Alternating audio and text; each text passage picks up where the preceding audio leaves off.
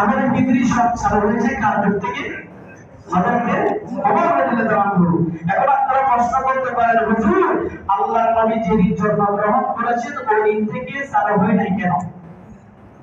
আল্লাহর নবীকে যেদিন নবুয়ত দিয়েছিল ওই দিন থেকে চালু হয় নাই কেন? নবী যেদিন দুনিয়ার জমিন থেকে তশরীফ দিয়েছেন ওহদ করেছেন ওই দিন চালু হয় নাই কেন? এটার জবাব দিয়েছেন কে? আল্লামা হাফেজ ইবনে হাজার আসকালানী রাহমাতুল্লাহ আলাইহি ফাতহুল বারী বিশ্ববিখ্যাত কিতাব ফি শারহিল বুখারী অর্থাৎ বুখারী শরীফের ব্যাখ্যা গ্রন্থ। এই গ্রন্থের মধ্যে দুটি কারণ উল্লেখ করেছেন। একটা হচ্ছে যে নবী যেদিন দুনিয়ার জমিনে জন্মগ্রহণ করেছেন ওই দিন নিয়ে ইখতিলাফ আছে, মতবিরোধ আছে, সেই জন্য এটা গ্রহণ করে নাই। জরুরি না সুবহানাল্লাহ। আল্লাহর হাবিব যেদিন দুনিয়ার জমিন থেকে তাশরীফ নিয়েছেন ওফাত করেছেন সেদিন মুমিন মুসলমানের জন্য দুঃখের বছর, কষ্টের বছর, সেটাও কি করে নাই? গ্রহণ করে নাই। কিন্তু গ্রহণ করেছে কোনটা? যেদিন আল্লাহর হাবিব মক্কাতুল মুকাররমা থেকে মদিনাতুত তাইয়্যিবা তাহার মধ্যে কি করেছেন?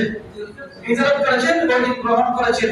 ওই দিনের পিছনেও আল্লাহ একটা দলিল লিখেছেন, যেহেতু মানুষ বিশ্বাস করবে না সেজন্য আল্লাহ পাক সুবহানাহু ওয়া তাআলা বলেন লামাসজিদুন উসসিসা আলা তাকওয়া মিন আউয়ালি ইয়াউমিন।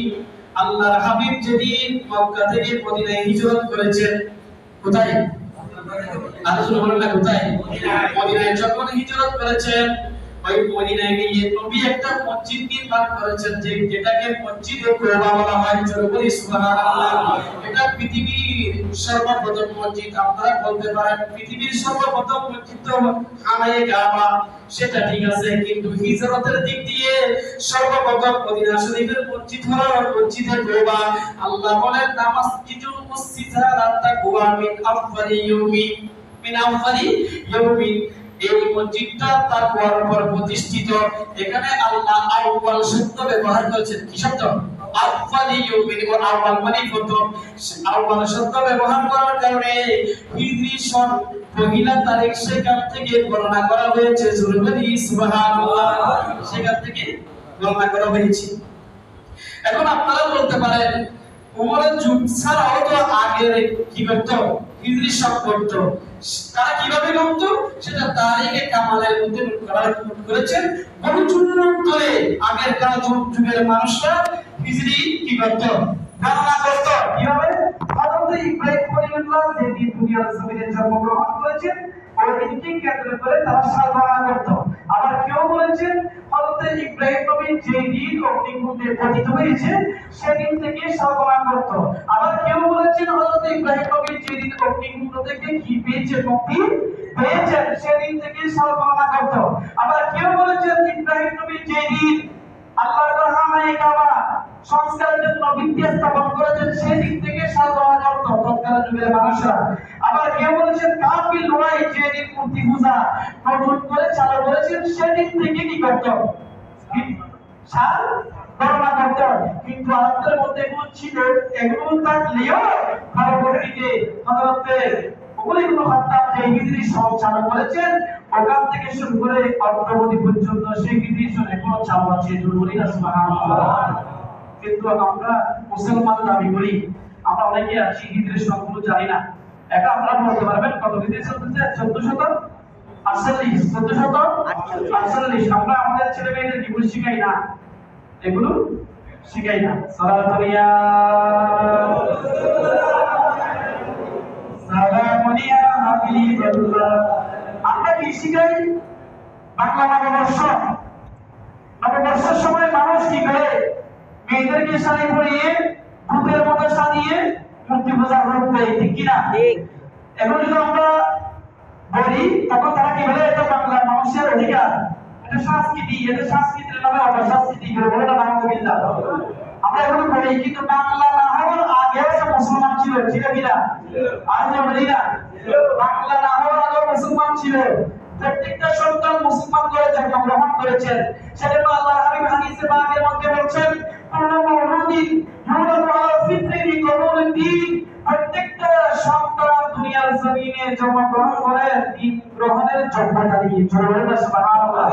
পরবর্তীতে সুন্নাহ ইউহাফিজানিহি আও ইউনাসসিরানিহি আও ইউমাজ্জিসানিহি, পরবর্তীতে তাকে ওই যে কালচার কি বানিয়ে দেয়, ইহুদি বানিয়ে দেয়, খ্রিস্টান বানিয়ে দেয়, বৌদ্ধ পূজক বানিয়ে দেয়। অথচ আমরা ইসলাম ধর্ম গ্রহণ করার যোগ্যতা নিয়ে কি করেছি?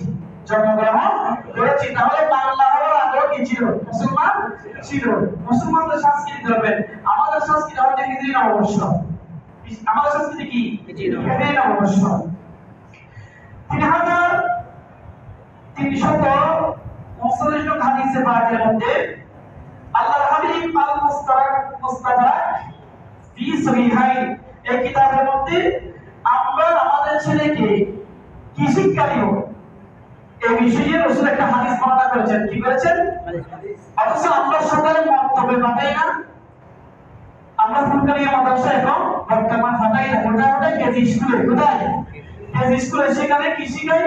জানুয়ারি ফেব্রুয়ারি মাস, পহেলা বৈশাখ, জ্যৈষ্ঠ, বাংলা সাল এবং ইংরেজি সাল, কিন্তু আরবি মাসের এগুলো শিখাই না। শিখাই?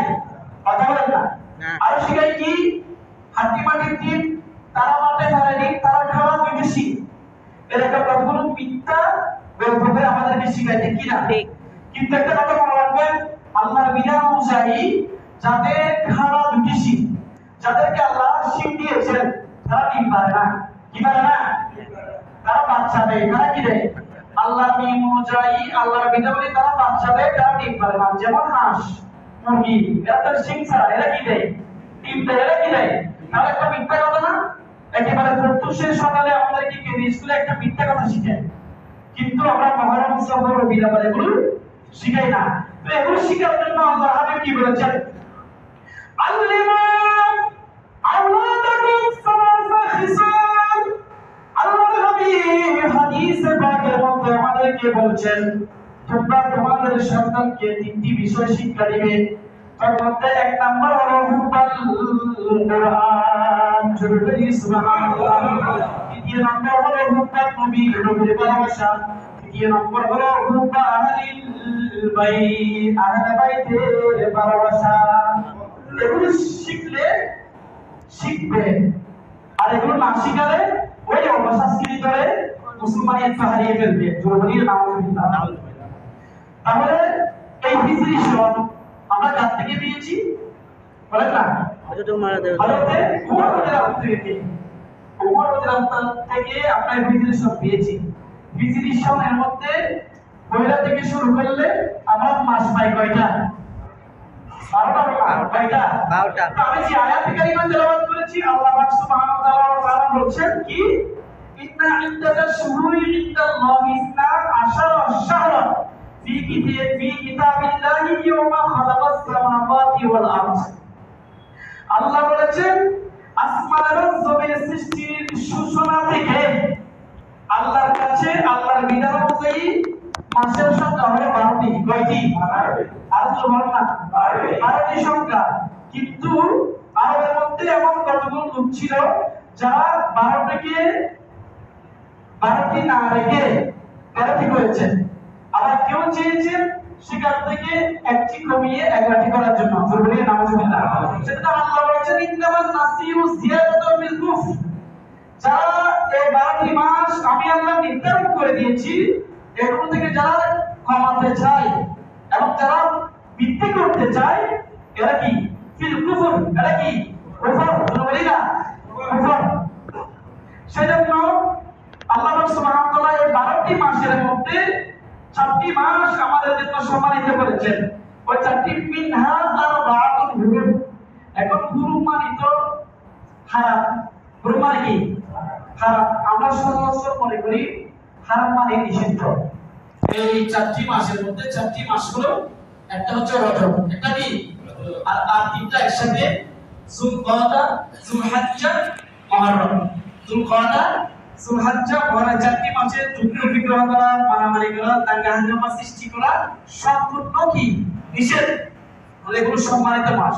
আমরা আবার খানায় কাবাকে কি বলি? খানায় কাবার যে এরিয়া আছে হেরাম শরীফ বলি না, হেরাম মানে এখানে সম্মানিত, আবার হারাম মানে নিষিদ্ধ। হারাম শরীফ বলি, হেরাম মানে হেরামও বলে থাকি।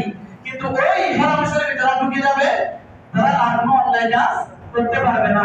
সেখানে যদি আপনি একটা ভালো কাজ করেন 1 লক্ষ সওয়াব, খারাপ কাজ করলে 1 লক্ষ কি গুনাহ হবে। তবে কেউ কেউ বলেছেন খারাপ কাজ যদি কেউ করে ফেলে তাহলে গুনাহের পরিমাণ একটু কমিয়ে দিবে। সুবহানাল্লাহ।